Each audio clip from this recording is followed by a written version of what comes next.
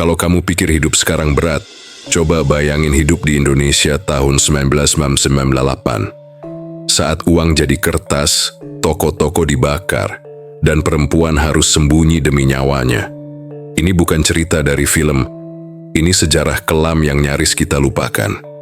Tapi malam ini gue bakal ceritain lagi, supaya lu tahu betapa gelapnya masa itu. Dan kadang, arwah dari masa lalu masih gentayangan karena belum sempat tenang.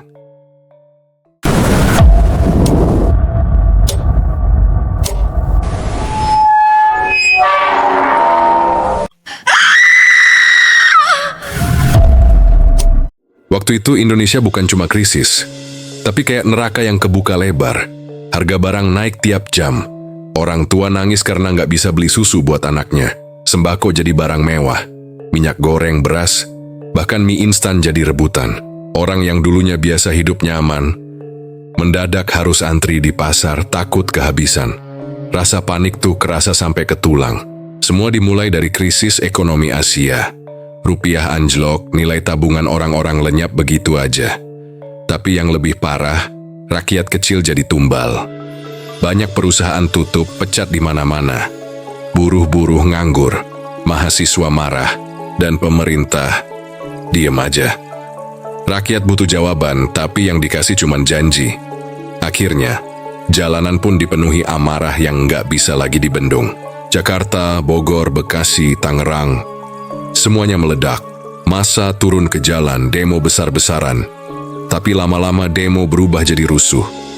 Toko-toko dijarah, kendaraan dibakar, bahkan rumah warga ikut hancur. Yang paling menyedihkan, banyak perempuan jadi korban pelecehan. Mereka diseret keluar rumah, dipermalukan. Bahkan ada yang nggak pernah balik lagi. Kejadian itu sangat membekas di mana suatu hari sebelum puncak kerusuhan, jalanan udah sepi, toko-toko tutup lebih cepat, orang-orang buru-buru pulang. Di rumah, semua pada kumpul di ruang tamu, nonton berita sambil waspada. Ayahku naruh kayu di belakang pintu.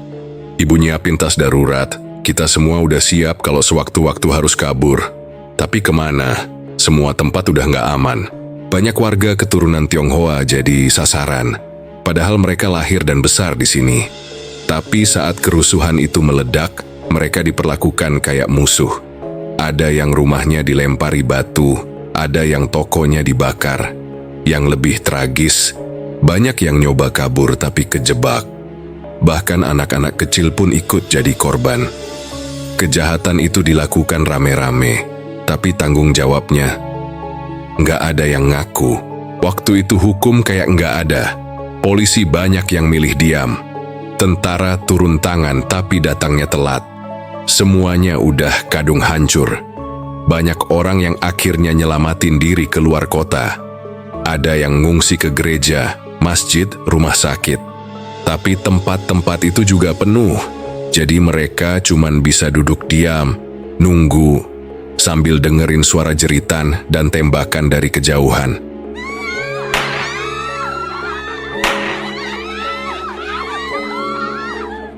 Yang lebih nyakitin, banyak korban yang nggak pernah dicatat. Mayat-mayat dikubur massal, banyak yang nggak sempat diidentifikasi. Media pun waktu itu dibungkam, cuma sedikit yang bisa diberitain. Yang lain, tenggelam bersama asap pembakaran. Tapi warga yang lihat langsung kejadian, mereka nggak pernah lupa. Sampai sekarang, mereka masih trauma kalau dengar keributan sedikit aja. Sampai detik ini nggak semua pelaku dihukum. Bahkan banyak yang hidup tenang kayak nggak pernah ngelakuin apa-apa. Tapi korban, mereka masih nyimpen luka. Banyak yang kehilangan anggota keluarga, kehilangan usaha, bahkan kehilangan kewarasan. Dan katanya beberapa tempat yang dulu jadi lokasi kerusuhan, sekarang suka kedengeran suara-suara aneh kalau malam tiba. Tahun 1998 adalah tahun yang bikin banyak orang kehilangan kepercayaan. Bukan cuma pada pemerintah, tapi juga pada sesama manusia. Karena di tahun itu, lo bisa lihat sendiri. Tetangga bisa berubah jadi monster, dan orang biasa bisa ngelakuin hal kejam demi bertahan hidup. Sebuah masa gelap yang sampai sekarang sebagian masih disimpan, dan sebagian masih gentayangan. Dan salah satu yang memakan banyak korban ada di sebuah mall Jakarta Timur, yaitu Mall Klender. Hari itu, 15 Mei 1998, suasana di Jakarta Timur masih panas, baik cuaca maupun emosinya. Mall Klender, yang dulunya ramai jadi tempat belanja keluarga, siang itu mendadak dikepung ratusan orang. Bukan buat belanja, tapi buat menjarah. Ada suara-suara yang sengaja dikumandangkan, memprovokasi massa, meneriakkan kata-kata rasis yang menusuk, seakan membakar semangat liar orang-orang yang datang bukan karena butuh, tapi karena ingin merampas. Saat itu Mall Klender sedang tutup, tapi anehnya ada satu pintu yang bisa dibuka, pintu samping yang biasanya khusus untuk karyawan. Disitulah massa mulai menerobos masuk. Banyak dari mereka bukan warga sekitar. Katanya, ada orang-orang tak dikenal yang sengaja muter keliling, nyebar selebaran, ngajak-ngajak buat ambil barang di dalam mall. Suasananya kayak udah disetting, penuh amarah dan haus barang mewah. Penjaga mall saat itu nggak berdaya. Mereka kalah jumlah. Ada yang berusaha menghalangi tapi diancam, ditendang, bahkan ada yang dipukul. Akhirnya mereka mundur. Dan satu persatu massa mulai masuk. Mereka bawa karung, koper kosong, bahkan gerobak. Barang-barang mahal langsung disikat, mulai dari perhiasan, kulkas, pakaian, sampai televisi dan sepeda anak-anak. Waktu itu bukan cuma orang dewasa yang menjarah, remaja dan anak-anak juga ikut. Di dalam mall, lampu-lampu mati, hanya beberapa titik yang masih menyala. Tapi itu nggak menghentikan mereka. Dalam kegelapan, mereka tetap jalan. Suara pecahan kaca, rak yang ditarik, lemari dibuka paksa, semua bersatu jadi suara yang bikin merinding. Dan yang bikin tambah ngeri, di tengah keramaian itu, ada yang terus-terusan nyuruh untuk masuk lebih dalam. Woi, masih banyak di lantai atas. Ambil semuanya. Awalnya yang terlihat hanya kerumunan orang yang berdesakan masuk ke mall itu. Tapi semua berubah ketika ada segerombol orang mirip preman di luar mall. Mereka bawa botol kaca, kayak botol sirup, tapi isinya bukan minuman. Ada kain yang dililit di ujungnya, dibakar lalu dilempar ke arah mall. Botol-botol itu meledak kecil saat pecah, isinya minyak tanah. Beberapa langsung kena tumpukan baju dan kasur yang masih baru, dan disitulah neraka dimulai. Api nyambar cepat, lantai 1 langsung berubah jadi lautan api. Orang-orang di dalam gak sempat berpikir, mereka panik, berlarian, saling dorong. Tapi jalannya sempit, cuman ada satu akses keluar masuk karena mall saat itu sedang tutup. Banyak orang yang bawa barang jarahan terbakar di lantai 1. Banyak yang jatuh, terinjak-injak. Ada yang coba buang barang bawaannya biar bisa lari, tapi semuanya udah terlambat. Api merambat ke dinding, ke tangga, ke langit-langit. Kepulan asap sangat tebal. Orang-orang masih masuk, nggak peduli kalau mall udah kayak bom waktu. Pintu keluar cuma satu, tapi mereka masuk dari arah yang sama. Bayangin, ratusan orang berdesak-desakan, bawa barang berat, dan nggak sadar kalau mereka lagi kejebak di dalam perangkap. Yang mirisnya, banyak orang yang ada di lantai atas tidak mengetahui kondisi yang terjadi di bawah. Mereka masih sibuk menjarah. Lalu saat asap itu naik ke atas, mereka semua panik. Teriakan mulai terdengar. Ada yang minta tolong, ada yang cuma bisa jerit ketakutan. Sebagian besar korban adalah penjarah, tapi ada juga warga yang cuma ikut karena pengaruh provokasi. Mereka nggak tahu kalau pintu keluar bakal tertutup asap dan panas. Beberapa coba lompat dari lantai 2, tapi malah jatuh dan nggak sadarkan diri. Sebagian besar terbakar hidup-hidup tanpa sempat menyelamatkan diri. Saat api sudah mulai padam, semua sudah terlambat. Api membakar mall dari bawah ke atas. Butuh berjam-jam buat api itu padam. Dan saat semuanya selesai, yang tersisa cuma puing hitam, bau daging gosong, dan tubuh-tubuh yang tak bisa dikenali. Diperkirakan, ada lebih dari 500 orang yang tewas terbakar dalam tragedi itu. Dan yang paling menyedihkan, Banyak dari mereka nggak pernah bisa diidentifikasi. Para petugas rumah sakit datang. Mereka mengenakan masker tebal, tapi tetap saja bau busuknya menembus sampai ke tenggorokan. Mayat-mayat yang ditemukan langsung dimasukkan ke dalam kantong plastik hitam satu persatu. Beberapa tubuh utuh, tapi banyak juga yang tinggal potongan. Kantong-kantong itu ditumpuk di truk milik rumah sakit, lalu dibawa ke kamar jenazah. Suasana mencekam. Semua mata memerah. Sebagian petugas bahkan harus bergantian keluar untuk muntah. Kabar mengenai jumlah korban cepat menyebar. Warga mulai berdatangan ke rumah sakit, satu persatu mencari keluarganya yang hilang sejak kemarin. Ada yang nangis histeris, ada yang pingsan begitu lihat kantong-kantong jenazah yang berjajar. Tapi masalahnya, wajah-wajah korban udah nggak bisa dikenali lagi. Daging meleleh, rambut habis terbakar, mata kosong membelalak. Bahkan pakaian pun udah jadi abu. Banyak keluarga cuma bisa berdoa di depan kantong jenazah, sambil berharap ada ciri-ciri yang bisa dikenali. Ada yang lihat dari bekas cincin, dari tinggi badan, dari bentuk tulang. Tapi kebanyakan tetap tak yakin. Tidak ada yang benar-benar bisa bilang, ini anak saya atau ini suami saya. Yang tersisa hanyalah luka batin yang membekas seumur hidup. Ada keluarga yang mencari selama berhari-hari dan pulang tanpa jawaban. Karena banyaknya jenazah dan kondisi tubuh yang rusak parah, akhirnya diputuskan untuk menguburkan mereka secara massal. Sebuah liang besar digali, peti jenazah tidak cukup. Beberapa kantong dikuburkan berdampingan, ditandai dengan batu nisan sederhana tanpa nama. Cuma angka dan tanggal.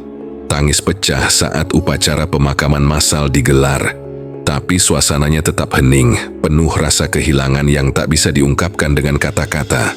Sampai sekarang banyak yang bilang tragedi Mall Klender adalah luka paling kelam dalam sejarah kerusuhan 1998. Gak cuman karena jumlah korbannya, tapi juga karena cara mereka meninggal. Terjebak dalam panas dan asap, menangis minta tolong, tapi nggak ada yang bisa menyelamatkan. Semua karena keserakahan, provokasi, dan satu botol berisi minyak tanah yang dilempar dengan niat membakar segalanya. Di balik kobaran api dan tumpukan mayat yang hangus terbakar, tragedi itu menyisakan luka yang jauh lebih dalam dari sekadar kehilangan. Bukan cuma bangunan yang luluh lantak, tapi juga jiwa-jiwa yang tak pernah benar-benar pulih. Di antara ratusan korban dan saksi mata yang menyaksikan kejadian itu dengan mata kepala sendiri, ada satu nama yang tak pernah bisa melupakan kejadian itu. Agung, remaja 16 tahun, yang nyaris ikut masuk ke dalam neraka bernama Mall Klender. Tahun itu jadi tahun yang gak akan pernah dilupain Agung. Di saat remaja lain sibuk belajar buat ujian, Agung malah ngelihat langsung bagaimana manusia berubah jadi buas karena situasi. Hari itu suasana di sekitar rumahnya udah kacau. Orang-orang pada teriak, jalanan macet, dan suara sirene di mana-mana. Tapi yang paling diingat Agung adalah ajakan dari dua sahabatnya, Adi dan Tompel. Gung, ayo ikut, di Klender lagi rame. Orang-orang pada ambil barang. Begitu kata Adi sambil bawa karung kosong. Tompel senyum-senyum sambil bawa linggis. Tapi Agung cuman geleng. Gua nggak enak bro, serem gue, jawabnya pelan. Tapi Adi dan Tompel maksa. Mereka yakin ini kesempatan emas. Cepat, sebelum habis semua, kata mereka sambil lari ke arah mall yang udah setengah terbakar. Agung cuma bisa berdiri di pinggir jalan, bingung, dan jantungnya deg-degan gak karuan. Sekitar 10 menit setelah mereka masuk, terdengar suara ledakan keras dari dalam. Orang-orang langsung panik. Asap hitam membubung tinggi ke langit. Agung langsung lari ke pagar mall, teriak-teriak manggil nama sahabatnya. Adi, Tompel, keluar woi. Tapi nggak ada jawaban. Hanya suara jeritan orang, kaca pecah, dan api yang makin besar. Matanya berkaca-kaca. Dalam hatinya dia tahu, dua sahabatnya nggak akan keluar lagi.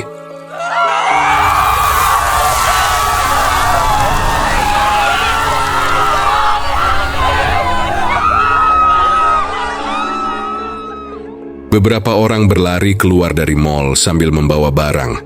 Ada yang bawa kulkas, TV, bahkan pakaian. Tapi ada juga yang nggak sempat kabur. Agung lihat sendiri ada orang yang nekat pecahin kaca di lantai 2, lalu loncat. Tapi yang dia lihat bukan orang yang selamat, melainkan kepala yang hancur, darah berceceran, dan tubuh yang nggak lagi utuh. Semua itu terekam jelas di kepala Agung. Setelah api padam dan berita menyebar, baru diketahui kalau ratusan orang meninggal dalam kejadian itu. Tapi jasad Adi dan Tompel nggak pernah benar-benar ditemukan. Semua mayat terbakar sampai nggak bisa dikenali. Agung cuma bisa diam, nggak ada pemakaman, nggak ada nisan yang bisa dia datangi. 2 sahabatnya hilang, begitu aja. Dan itu bikin dia dihantui rasa bersalah sampai berbulan-bulan. Malam pertama setelah kejadian, Agung nggak bisa tidur.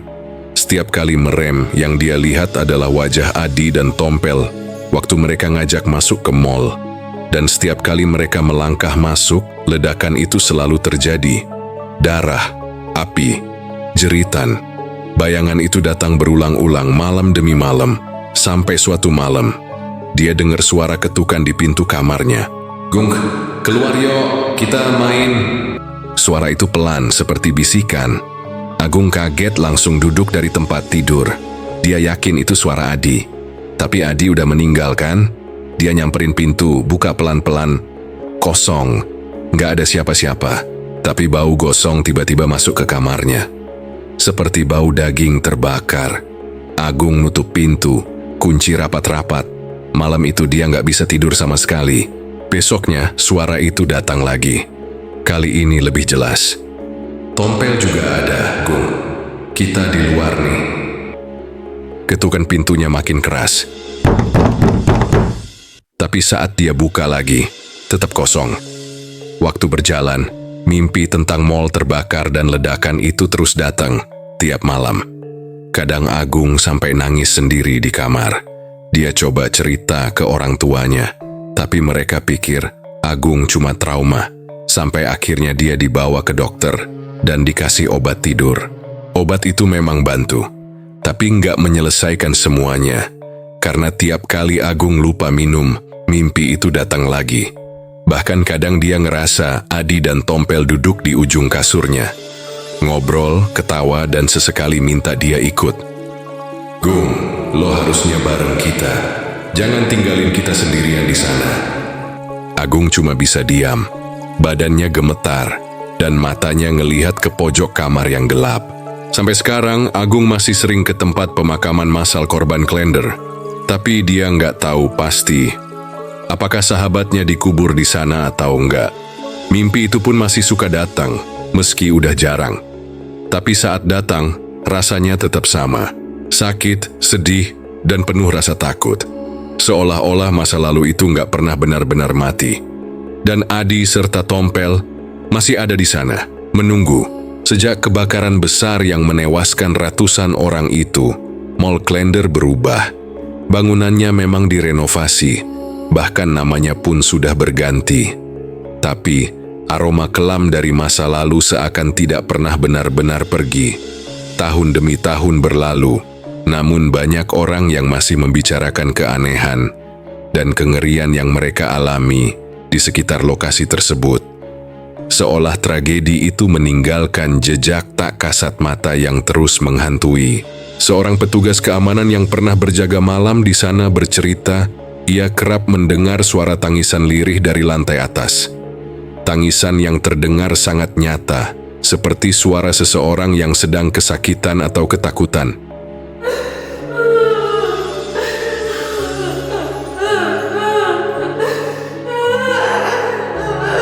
Saat dicek, tidak ada siapa-siapa. Bahkan ruangan tempat suara itu berasal terkunci dari luar. Ia juga pernah melihat bayangan sosok manusia berjalan di lorong yang gelap. Namun ketika dikejar, bayangan itu hilang begitu saja di ujung tembok. Pengunjung mal pun tak luput dari pengalaman aneh. Ada yang mengaku mencium bau daging terbakar, padahal sedang berada di area food court yang semua dapurnya dalam kondisi mati.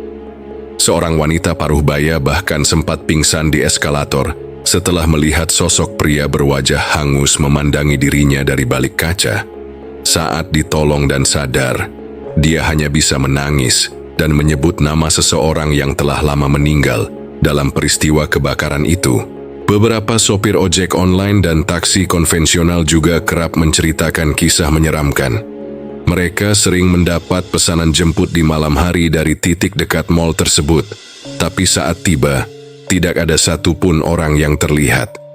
Bahkan ada yang mengaku melihat penumpang naik dan duduk di jok belakang, tapi saat menengok lewat kaca spion, bangku itu kosong. Salah satu dari mereka bahkan jatuh sakit selama berhari-hari setelah kejadian itu. Ada juga kisah dari penjaga toko yang baru membuka usahanya di lantai dasar. Ia sering mendengar suara ramai seperti orang berlarian, padahal jam menunjukkan pukul 2 dini hari. Ia bahkan pernah mendapati barang dagangannya berpindah tempat sendiri tanpa alasan yang masuk akal. Awalnya ia pikir itu hanya keisengan manusia, tapi setelah melihat dengan mata kepala sendiri sosok hitam legam berjalan di depan tokonya, ia memilih untuk pindah tempat berdagang. Beberapa pengendara yang melintasi area luar mal pada malam hari juga melaporkan sering mengalami kejadian aneh. Tiba-tiba motor mogok tanpa sebab, atau mobil yang remnya mendadak blong setelah melewati jalan depan mal. Ada pula yang mengaku melihat segerombol bayangan hitam berdiri diam di pinggir jalan, tak bergerak sedikit pun, seperti sedang memperhatikan dengan mata kosong yang menyimpan dendam. Dari semua cerita itu satu hal yang selalu disebut berulang, sosok gosong. Banyak orang yang menyebutkan penampakan mereka dentik, berkulit hitam legam seperti arang, beberapa tanpa mata. Bahkan ada yang terlihat seperti membawa kantong belanjaan. Sosok itu berjalan perlahan, kadang diam, kadang menatap kosong ke arah siapapun yang melihat, seakan ingin menyampaikan pesan bahwa mereka belum tenang, bahwa mereka masih terperangkap di dalam kobaran api, meski waktu sudah berjalan jauh ke depan. Tragedi itu bukan hanya soal api dan kematian, tapi juga tentang arwah-arwah yang kehilangan jalan pulang. Mall Klender, meski kini sudah berganti wajah dan nama, tetap menyimpan luka yang tak sembuh. Dan bagi mereka yang peka, tempat itu masih berbisik tentang kesedihan, penyesalan, dan jeritan yang tak pernah bisa dihapuskan oleh waktu. Lalu selain Agung, kamu juga memiliki narasumber lain dari sisi dia sebagai pekerja di mall sekarang. Namanya Rini. Seorang perempuan berusia 23 tahun asal Kalimantan yang merantau ke Jakarta untuk mengubah nasib. Latar belakang keluarganya sederhana. Ayahnya buruh harian, ibunya hanya jualan sayur keliling. Adik Rini masih sekolah dan butuh biaya. Setiap bulan Rini kirim uang, berapapun hasilnya, supaya mereka bisa makan. Karena itu, waktu dapat kerjaan sebagai kasir, dia langsung terima. Hari pertama menginjakkan kaki ke mall itu, Rini sudah merasa aneh.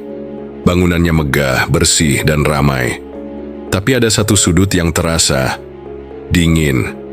Bukan dingin AC, tapi dingin yang bikin bulu kuduk meremang. Suasananya seperti mall lain di Jakarta.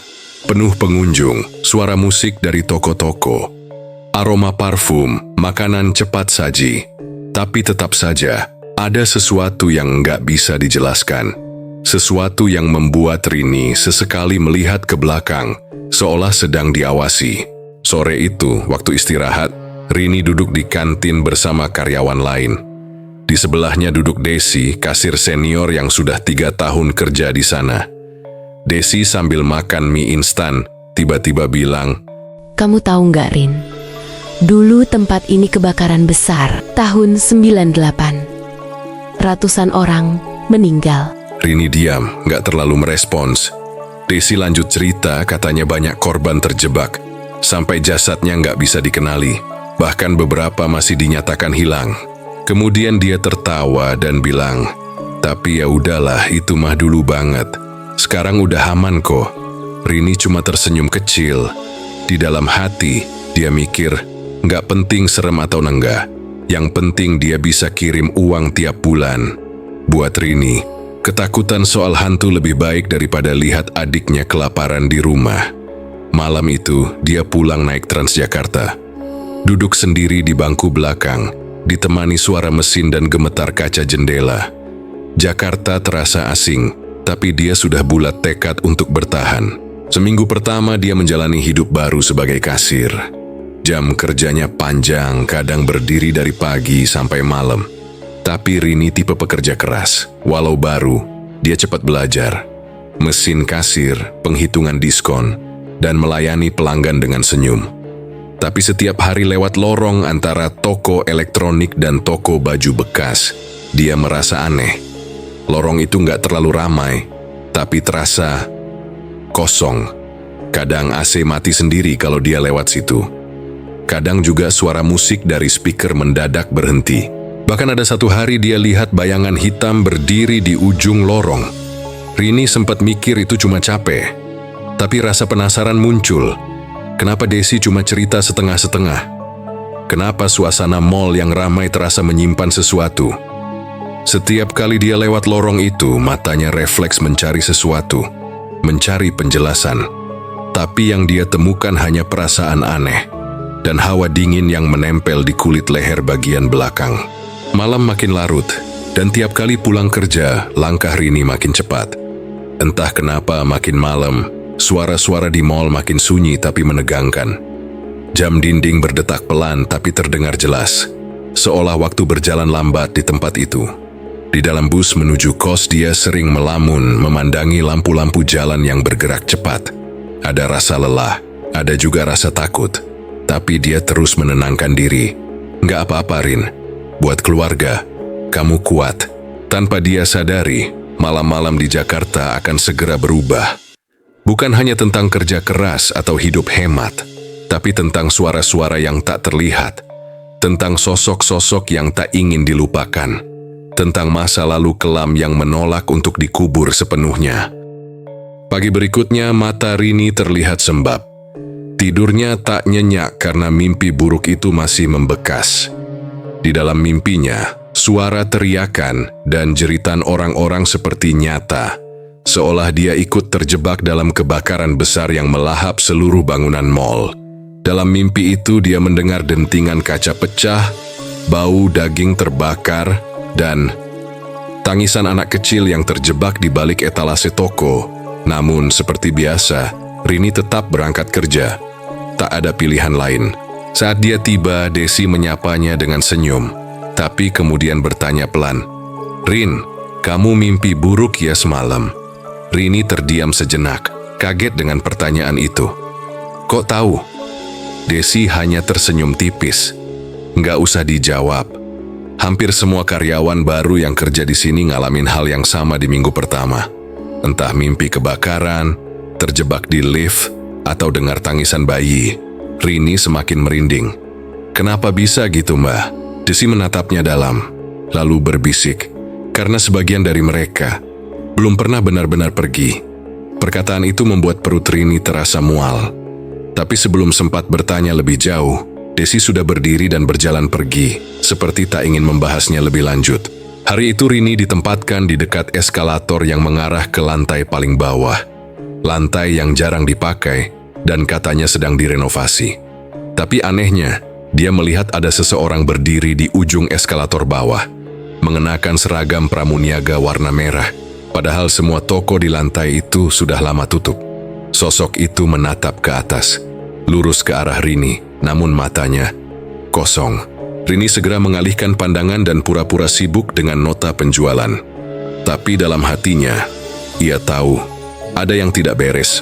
Menjelang sore, ketika jam kerja hampir usai, Rini diminta manajer toko untuk mengantar laporan ke ruangan pengelola gedung di lantai 3, melewati lorong belakang yang sunyi dan jarang dilewati orang. Dengan napas berat, dia berjalan cepat sambil merapatkan jaket. Di tengah lorong, lampu sempat berkedip pelan, dan untuk pertama kalinya, Rini melihatnya dengan jelas. Seorang wanita berambut panjang tergerai, berdiri membelakanginya. Pakaiannya seperti baju kerja zaman dulu, blaus putih dan rok panjang, tapi seluruh tubuhnya tampak basah, seperti baru keluar dari hujan deras. Atau lebih tepatnya, dari kobaran air pemadam kebakaran.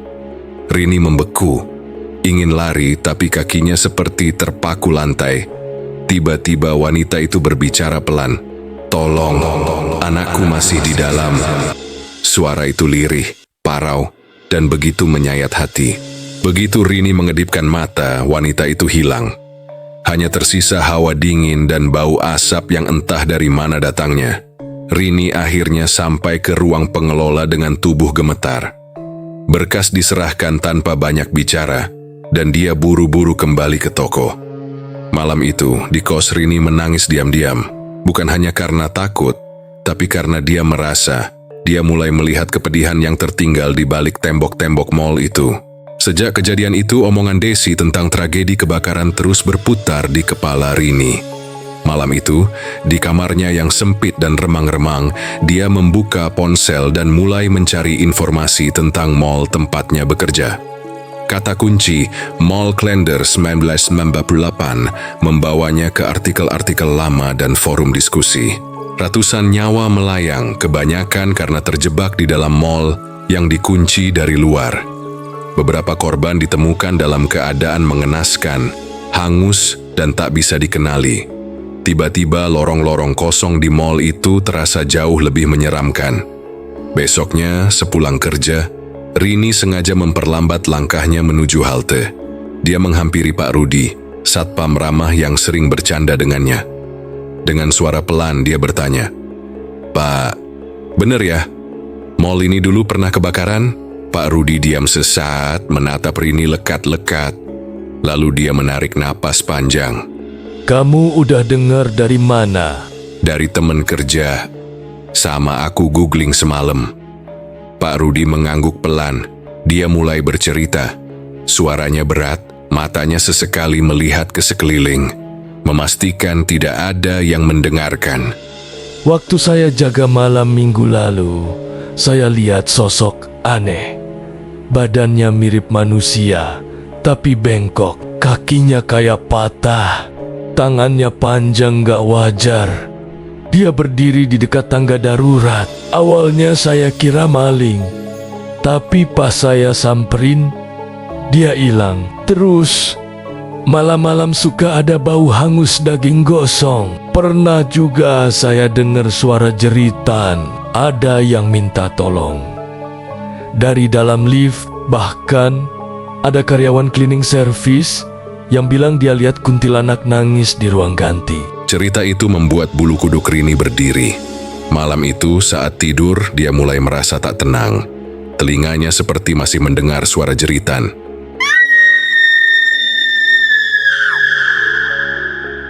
Ada suara tangisan pelan di lorong kos.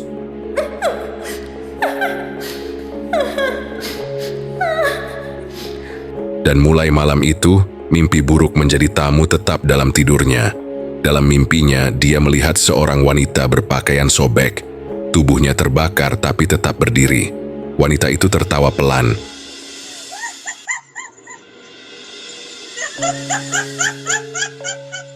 Lalu menatap Rini dengan mata yang sudah meleleh. Setiap malam, mimpi itu makin jelas. Keesokan harinya, Rini kerja dalam keadaan lelah dan linglung.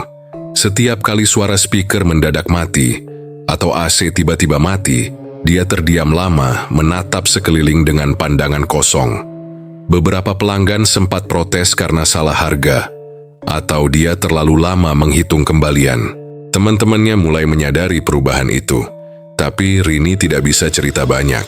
Setiap malam, dia semakin yakin suara-suara yang ia dengar bukan lagi sugesti. Dan setiap kali melintasi lorong itu, dia merasa langkahnya diikuti. Udara di belakangnya bergetar seolah ada napas seseorang yang memburu lehernya. Rini mulai takut, bukan hanya pada mall itu, tapi pada dirinya sendiri karena perlahan-lahan batas antara dunia nyata dan mimpi mulai kabur. Dan ia tidak tahu mana yang lebih menyeramkan di antara keduanya. Seiring hari berlalu, teror di mall itu mulai terasa makin nyata bagi Rini. Awalnya hanya bayangan samar di ujung lorong yang dia lihat sekilas. Kini sosok gaib itu mulai muncul lebih sering. Kadang ketika dia tengah duduk di ruang kasir, tanpa sadar dia merasakan ada yang mengawasinya. Angin dingin tiba-tiba menerpa padahal Ake sudah mati. suara langkah kaki di lantai atas, padahal sudah tutup toko. Hal-hal kecil seperti itu mulai membuat Rini merinding. Suatu malam, saat hendak menutup kasir sendirian, tiba-tiba layar mesin kasir berkedip dan mati sendiri. Lampu-lampu di sekelilingnya ikut redup lalu padam sejenak. Dalam kegelapan, terdengar suara bisikan lirih, seolah ada yang memanggil namanya.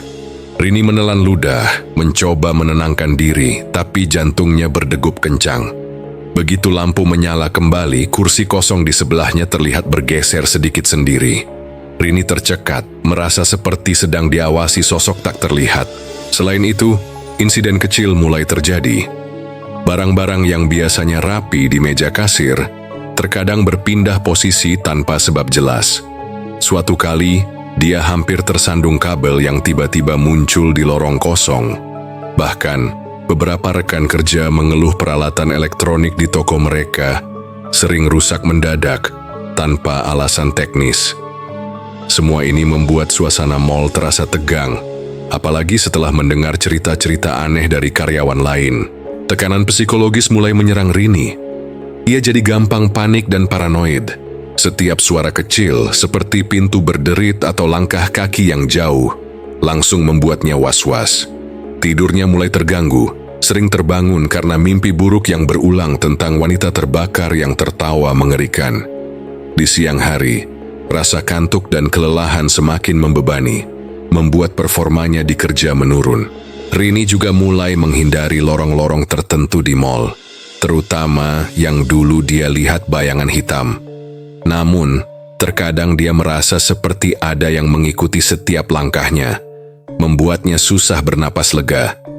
Ia sempat mengeluh ke Desi, tapi Desi cuma tertawa kecil dan bilang, "Biasalah Rin, tempat ini memang gitu, kamu yang baru aja." Namun bagi Rini, ini bukan hal yang biasa. Rasa takut dan kecemasan semakin menggenggam dirinya erat. Ia mulai mempertanyakan, sampai kapan dia harus bertahan di tempat yang penuh dengan misteri dan ketakutan ini. Tapi di satu sisi, ia masih memikirkan keluarga di kampung yang menggantungkan hidup pada uang kiriman dari dia. Perasaan tertekan itu semakin berat, seperti beban yang tak terlihat tapi nyata menghantui hari-harinya. Suasana mal di malam hari jadi makin mencekam.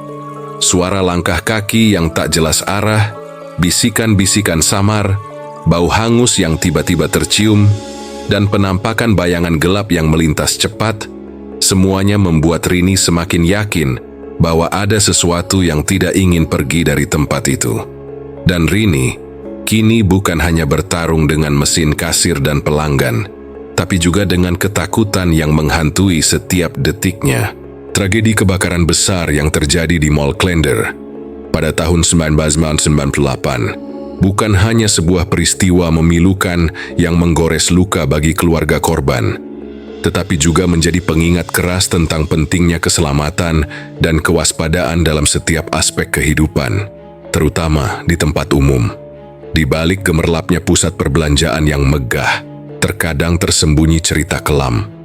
Tragedi ini mengajarkan kita bahwa tidak ada tempat yang benar-benar aman jika aspek keselamatan diabaikan. Kejadian tersebut juga memperlihatkan bagaimana sebuah bencana bisa mengubah hidup banyak orang. Tak hanya korban langsung, tapi juga keluarga, saksi mata, dan masyarakat sekitar. Trauma dan kenangan pahit yang tertinggal menjadi bayangan panjang yang tak mudah hilang, menimbulkan rasa takut yang terkadang tidak hanya bersifat fisik, melainkan juga spiritual. Pesan moral dari tragedi ini adalah pentingnya kita untuk selalu menghargai nyawa dan keselamatan sesama. Setiap tindakan pencegahan, perhatian pada aturan keselamatan, dan kesigapan dalam menghadapi keadaan darurat adalah kunci utama agar kejadian serupa tidak terulang kembali. Selain itu, kita juga diajak untuk lebih peka terhadap trauma yang dialami oleh korban bencana dan memberikan dukungan yang tulus agar mereka bisa bangkit dari kesedihan dan ketakutan. Di sisi lain, tragedi ini mengingatkan kita bahwa kegelapan bukan hanya soal fisik, tapi juga tentang ketidakpedulian manusia terhadap sesama. Saat gemerlap dunia memukau, Jangan sampai kita lupa menaruh perhatian pada hal-hal yang esensial dan mendasar. Keselamatan, empati, dan keberanian untuk bertindak. Karena sebuah kejadian yang tampak seperti masa lalu kelam, sejatinya adalah cermin yang harus kita jadikan pelajaran berharga untuk masa depan. Terima kasih sudah menonton cerita tragedi menakutkan di Mall Klender. Semoga kisah ini bisa menjadi pengingat pentingnya keselamatan dan kepedulian kita terhadap sesama. Kalau kamu suka dengan konten seperti ini, jangan lupa untuk like, subscribe, dan aktifkan lonceng notifikasi supaya tidak ketinggalan cerita horor menarik lainnya dari channel ini. Kalau kamu punya pengalaman seram atau pendapat tentang cerita ini, tulis di kolom komentar ya. Aku sangat ingin tahu cerita dan pendapat kalian semua. Sampai jumpa di malam berikutnya dengan kisah yang lebih gelap, lebih dalam, dan lebih menyeramkan dari yang kau kira. Dan terakhir, jangan lupa matikan lampu.